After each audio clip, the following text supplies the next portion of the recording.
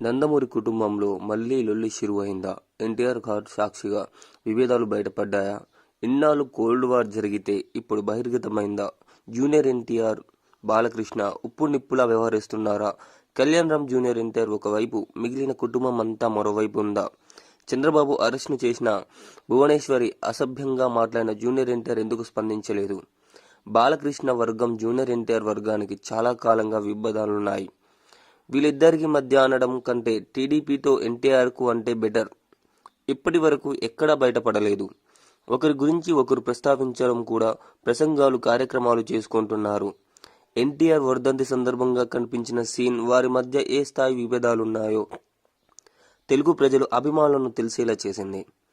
చాలా కాలంగా జూనియర్ ఎన్టీఆర్ వర్గానికి టీడీపీ శ్రేణులు అసలు పడటం లేదు. కొన్ని సందర్భాల్లో జూనియర్ ఎన్టీఆర్ ప్రస్తావన వచ్చిన టీడీపీ నేతలు స్పందించడం లేదు. చంద్రబాబు అరెస్ట్ తర్వాత ఈ గ్యాప్ మరింత పెరిగింది. టీడీపీ అధినేత చంద్రబాబు అరెస్ట్ అయినప్పుడు నందమూరి కుటుంబంలో విభేదాలు మరోసారి బయటపడ్డాయి. బాబు అరెస్టుపై జూనియర్ ఎన్టీఆర్ స్పందించలేదంటూ టీడీపీ అభిమానులు ఓ రేంజ్లో ఫైర్ అయ్యారు. తారక్ మాత్రం అవేవి పట్టించుకోకుండా తన పని తాను చేసుకుని పోయారు.